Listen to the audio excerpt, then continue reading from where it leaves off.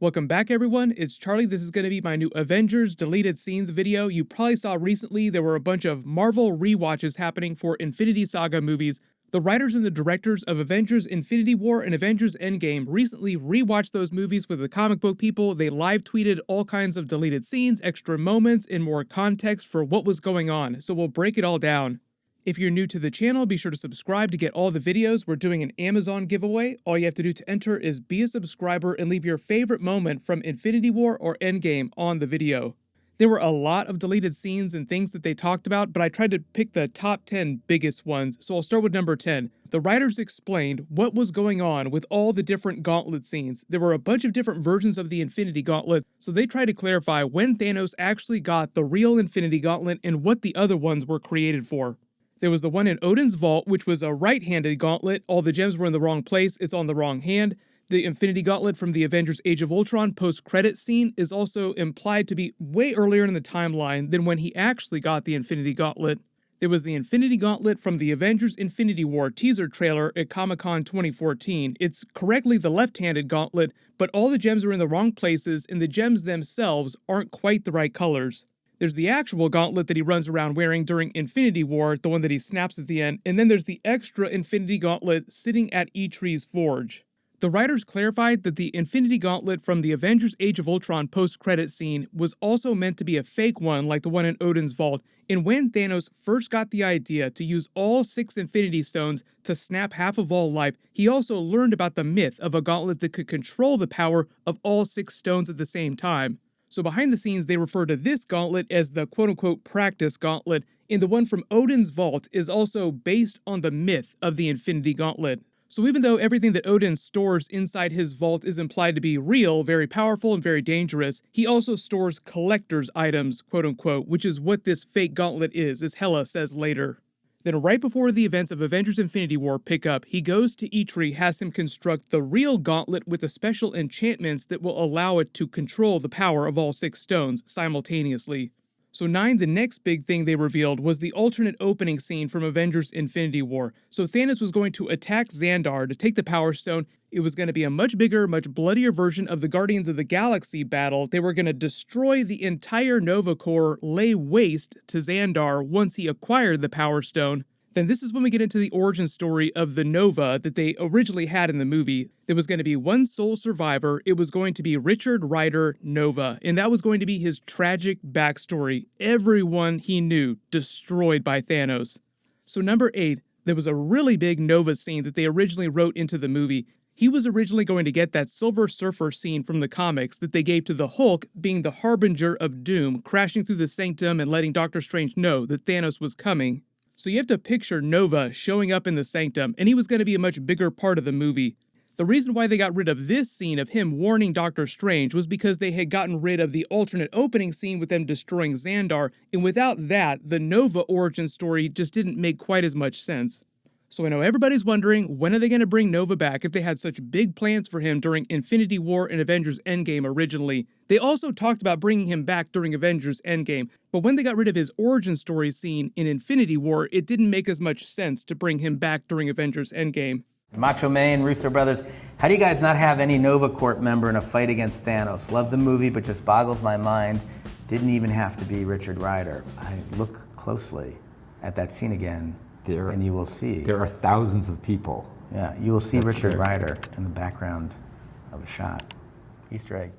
There are a couple big space-based movies that are happening during Marvel Phase 4. Kevin Feige implied that they had talked about doing a Nova project, but there's no actual date on that, so it sounds like he'll show up in another space-based movie, then they'll do a Nova movie at some point. 7, the reason why Thanos takes his armor off after getting the Space Stone at the beginning of the movie is because once he has wielded the power of 2 stones simultaneously, he starts to evolve from a mere warlord into a cosmic being. No one in the universe, as Ebony Maw says, has ever wielded the power of 2 stones at the same time.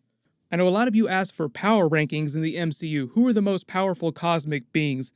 What I'll probably do after the Eternals movie comes out and we get way more of the Celestial characters is I'll do a new MCU power tier ranking for the most powerful beings in the MCU. Because once you're talking about characters like Thor, he is a genuine deity in the Marvel Cinematic Universe. Even without the Infinity Stones, Thanos descends from the Eternals on Titan. They were created by the Celestials to have crazy level powers. Then you have the actual Celestials, then you have cosmic entities, and then you have situations where you have the Celestials using Infinity Stones themselves. So when you're asking who is top tier powerful in the MCU, that actually changes a lot just depending on what kind of gear people are using. So don't worry, we'll do all kinds of power rankings through Marvel Phase 4 as they introduce new characters. I'm what's called a celestial, sweetheart. A celestial like a god? Small G, son. 6, this is actually a funny one. The writer said that they based the Iron Man-Doctor Strange relationship dynamic on Frasier and Niles Crane from the TV show Frasier. You can argue about who's Frasier and who's Niles in that scenario. Now some of the comedic beats in the Iron Mage twist later in the movie make a little more sense. I've already done a whole separate video for the Iron Mage deleted scene with Iron Man becoming Doctor Strange and Doctor Strange becoming Iron Man, so I'll post a link to that at the end of this. 5, originally Captain America wasn't supposed to appear so early in the movie. He was supposed to get the Thor Wakanda scene. It would have been a big hero reveal as Thanos is running the Avengers Gauntlet on his way to take the Mind Stone from Vision. They were going to dogpile him in a much bigger way. It was going to be a much bigger scene. But with Captain America, they just felt like it was cheating the audience to make them wait almost 2.5 hours to see Captain America after not having seen him since the Spider-Man Homecoming post-credits scene yelling about patience.